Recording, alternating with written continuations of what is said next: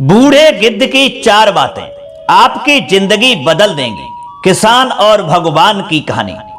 नमस्कार दोस्तों, स्वागत है आप सभी दर्शक भाइयों का पुनः हमारे YouTube चैनल दर्पण ज्ञान गंगा में।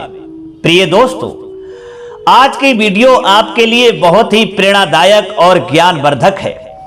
आज का विषय है कि ये बूढ़े गिद्ध की 4 बातें जो आपने सही तरीका से समझ ली तो आपकी अंधेरी जिंदगी रोशनी में परिवर्तित हो जाएगी, अर्थात आपकी जिंदगी ही बदल जाएगी। जिसमें बूढ़े गिद्ध ने किसान और भगवान की कहानी को दर्शाया है, जो ये कहानी आपके लिए बहुत ही शिक्षाप्रद और मोटिवेशनल है।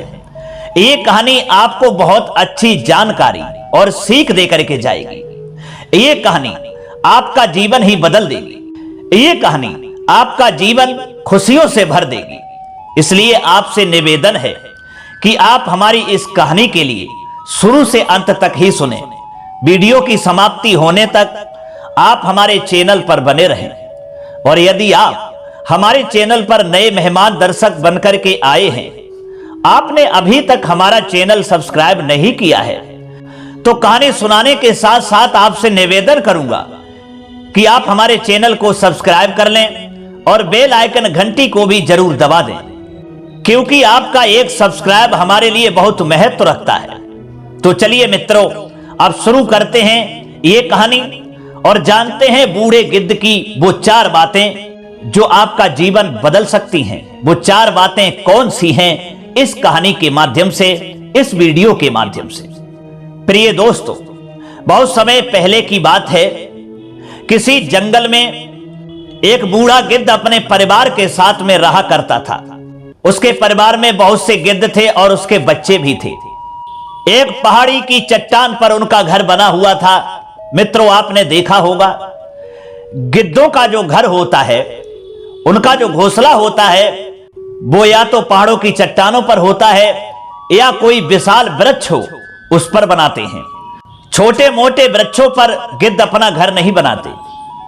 तो वह बूढ़ा गिद्ध का जो घर था एक चट्टान पर बना हुआ था। बड़े अच्छे तरीका से उसने अपने घर को बनाया था।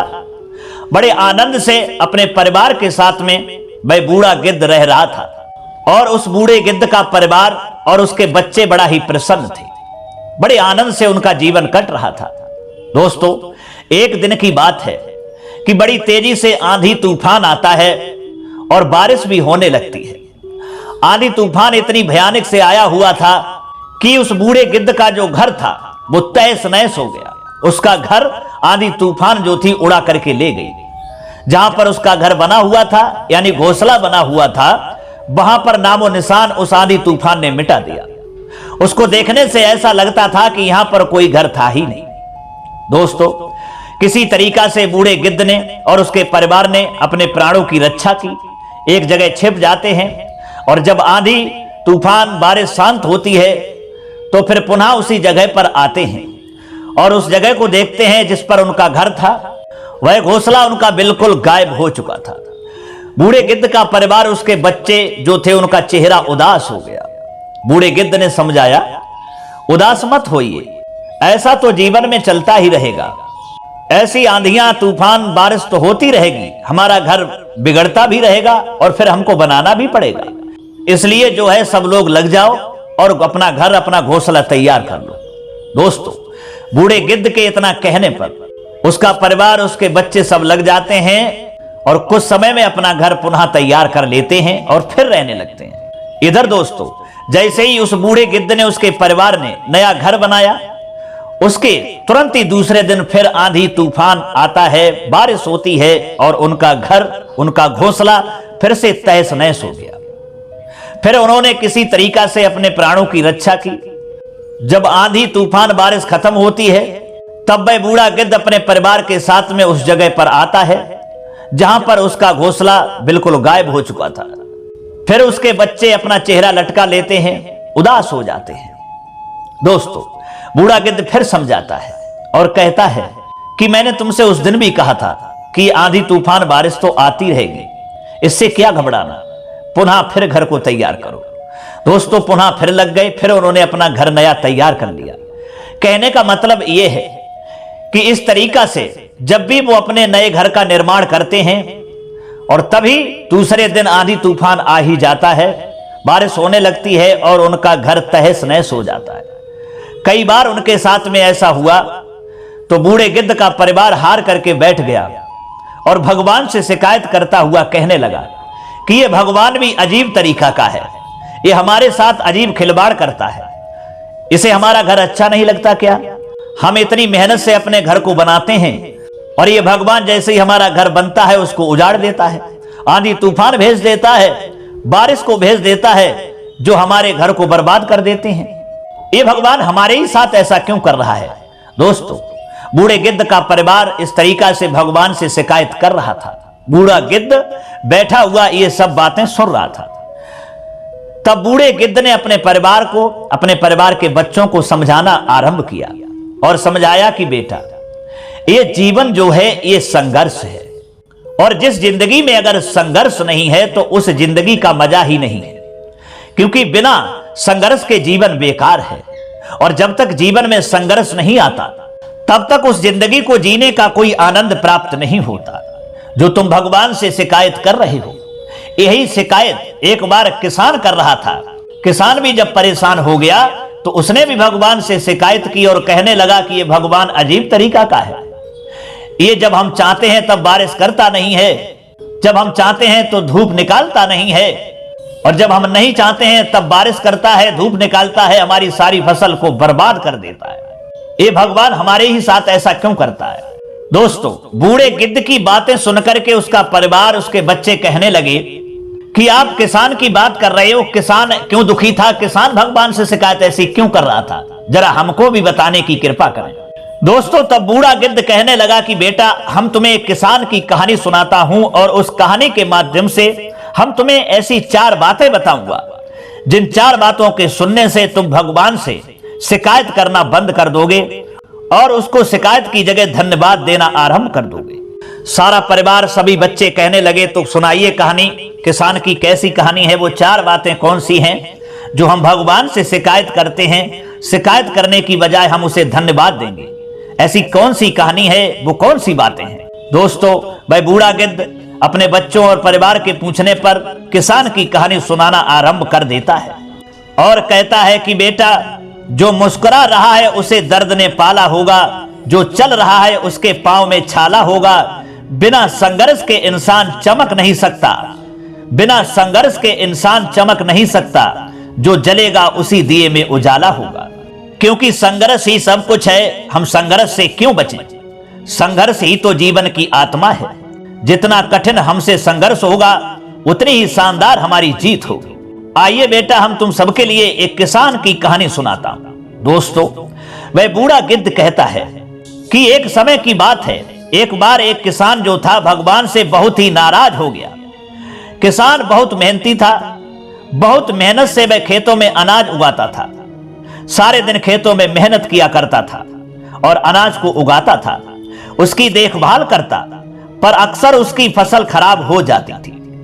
कभी सूखा पड़ जाता, कभी बाढ़ आ जाती, कभी बहुत तेज बारिश होती, कभी ओले पड़ते, कभी तेज धूप निकलती, कभी आंधी आती, यानी कोई ना कोई कारण बन ही जाता था जिससे उसकी फसल खराब हो जाती थी।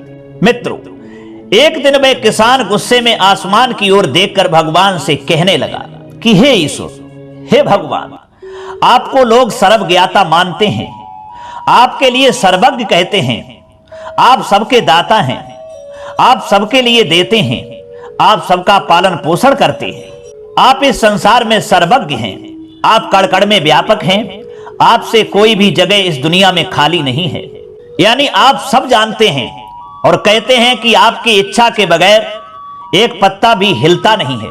लेकिन मुझे यह लगता है कि आप छोटी सी छोटी बात भी नहीं जानते। आपको तो यह भी नहीं पता कि खेती बाड़ी कैसे करते हैं। अगर आप जानते होते तो हर समय जो बाढ़, आंधी और तूफान आते हैं वो कभी नहीं आते। आप नहीं जानते कि कितना नुकसान उठाना पड़ता है। आप नहीं जानते कि किसान को खेती में कितनी मेहनत करनी पड़ती है। हम किसानों के लिए, यदि आप मेरे हाथ में यह शक्ति दे दें कि जैसा मैं चाहूं वैसा मैं मौसम कर दूं, फिर आप देखना कि मैं अन्न के भंडार भर दूंगा। गिद्ध कहने लगा, बेटा, भगवान इस किसान के तीखे वाक्य सुनकर के मुस्कुरा रहे थे और वे किसान के सामने प्रकट हो गए और बोले, हे किसान भाई, तुम परेशान क्यों होते हो? आज से तुम्हें मैं ये शक्ति देता हूं कि तुम अपने खेतों पर तुम्हारी जैसी इच्छा हो वैसा तुम मौसम कर देना। ये मैं तुमको शक्ति प्रदान करता हूं। मैं बिल्कुल भी दखल नहीं दूंगा। जब तुम्हारी इच्छा हो तो धूप निकालना, जब तुम्हारी इच्छा हो तो बारिश करना। मैं तुम्हारे लिए इस शक्ति को सौंप देता हूं। मैं तुम्हारे इस कार्य में बिल्कुल दखल नहीं दूंगा। तुम्हारी इच्छा से सब कुछ होगा। दोस्तों, भगवान के इतना कहने पर किसान बहुत ही खुश हो गया और भगवान वहां से चले गए। इधर मित्रों क्या हुआ, किसान ने गेहूं की फसल अपने खेतों में बोई। जब उसे लगा कि खेतों को धूप चाहिए तो खेतों को धूप मिली। जब पानी बरसना चाहिए तब पानी बरसा। आंधी तूफान बाढ़ कुछ भी उसने अपने खेतों पर आने नहीं दिया। किसान के खेत में इस वर्ष ऐसी फसल हुई जैसे कभी नहीं हुई थी। दोस्तों, हरी भरी लहलाती फसल को देख करके किसान जो थे मन ही मन बहुत खुश हो गए और सोचने लगे, अब सबूत के साथ दिखाऊंगा भगवान को कि इसे कहते हैं शक्ति का सही उपयोग। मेरी सफलता देखकर उन्हें अपने नियम जरूर बदलने पड़ेंगे। दोस्तों, कुछ दिन गुजरे होंगे, फसल कटने को तैयार हो गई।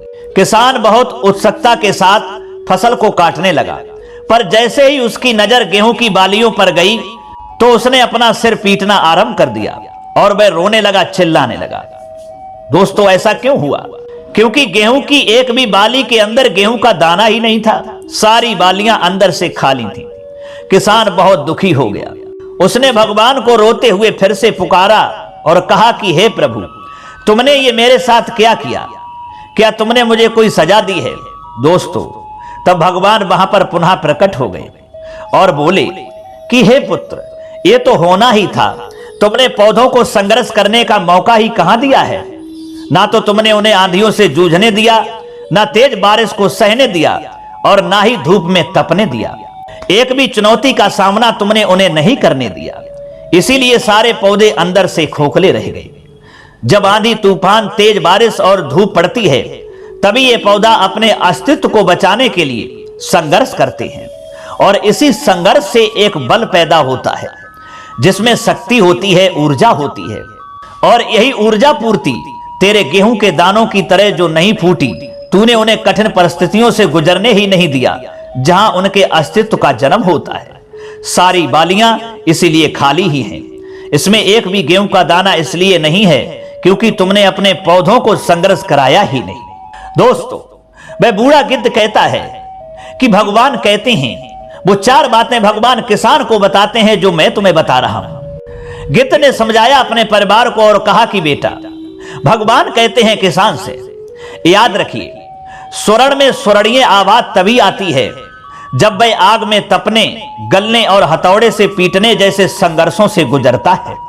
कोयले का टुकड़ा हीरा तभी बनता है जब वह उच्च दाब और उच्च ताप की मुश्किल परिस्थितियों से गुजरता है। इसी तरह यदि हमारी जिंदगी में कोई संघर्ष ही ना हो, कोई चुनौती ही ना हो, तो हम भी गेहूं की बालियों की तरह खोखले ही रह जाएंगे। कोई हमारा अस्तित्व नहीं होगा। और बेटा, भगवान ने कहा कि विपरीत परिस्थितियां, चुनौतियां, समस्याएं हमें और अधिक निखारती हैं। यदि जीवन में कठिन परिस्थितियां और चुनौतियां आए तो कभी घबराना मत, बल्कि उनका सामना करना, विश्वास करना कि आप और अधिक निखर जाओगे और अधिक मजबूत बन जाओगे। क्योंकि किसी ने सही कहा है कि जिंदगी जीना आसान नहीं होता, बिना संघर्ष कोई महान नहीं होता। जब तक ना पड़े हथौड़े की चोट तब तक पत्थर भी भगवान नहीं होता। इसलिए बेटा, जो हमने इस कहानी के माध्यम से तुमको ये 4 जो बातें बताई हैं, यही बातें भगवान ने किसान को बताई थी कि जब तक जिंदगी में अगर संघर्ष नहीं है, जब तक हम किसी परिस्थितियों से, संघर्ष से जूझते नहीं हैं, उनका सामना नहीं करते हैं, तब तक हमारी जिंदगी कभी निखरती नहीं है, तब तक हमें अपनी जिंदगी में जीत हासिल नहीं होती है। इसलिए अगर जिंदगी से जीतना है, जिंदगी में निखार लाना है और खुशियों भरी जिंदगी जीनी है, तो हमें हर परिस्थितियों से, हर चुनौतियों को स्वीकार करना पड़ेगा, हर समस्याओं से जूझना पड़ेगा और कठिन से कठिन दुखों से संघर्ष करना पड़ेगा।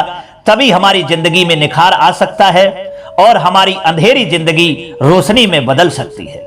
इसलिए मेरे परिवार के बच्चों, हमारी इस बातों पर ध्यान दो, इसे समझो, क्योंकि इस जिंदगी में आंधी तूफान बारिश होती रहेगी। ये तो विधि का विधान है, प्रकृति का विधान है। इससे भी भयानक आंधी तूफान बारिशें आती रहेंगी, लेकिन ऐसी आंधियों और तूफानों से हमें घबराना नहीं है, बल्कि ऐसी कठिन परिस्थितियों का हमें सामना करना है, संघर्ष करना है। तभी हम अपनी जिंदगी में चैन से जी सकते हैं। इन आंधी तूफानों के लिए, बारिश के लिए कोई टाल नहीं सकता। इसलिए मेरे परिवार के बच्चों, भगवान से शिकायत करने की बजाय अपने कार्य पे लग जाओ और अपने नए घर का पुनः निर्माण करो और उसमें आराम से रहो। दोस्तों, बूढ़े गिद्ध की 4 बातें और ये कहानी सुनने के बाद में उसके परिवार के लोगों को एक नई प्रेरणा मिल जाती है और अपने बूढ़े गिद्ध से वो क्षमा मांगते हैं, भगवान से भी क्षमा मांगते हैं और पुनः अपने कार्य में लग जाते हैं और एक नए घर का पुनः निर्माण कर लेते हैं, फिर आराम से रहने लगते हैं। तो दोस्तों, ये थी कहानी एक किसान और भगवान की, जिसमें बूढ़े गिद्ध ने 4 बातें बताई हैं, जो हमने इस वीडियो के माध्यम से आप तक पहुंचाने का प्रयास किया है। अगर ये कहानी और बूढ़े गिद्ध की 4 बातें आपको अच्छी लगी हैं, पसंद आई हैं, तो कमेंट बॉक्स में हमको जरूर बताना। हो सके तो अपने मित्रों के लिए भी शेयर करना। अब क्षमा चाहते हैं प्रिय दोस्तों, पुनः मुलाकात होगी अगली वीडियो में किसी और नई चर्चा में। तब तक के लिए सब्सक्राइबर बंधुओं एवं दर्शक भाइयों के लिए राधे कृष्णा, ओम नमः शिवाय, नमस्कार।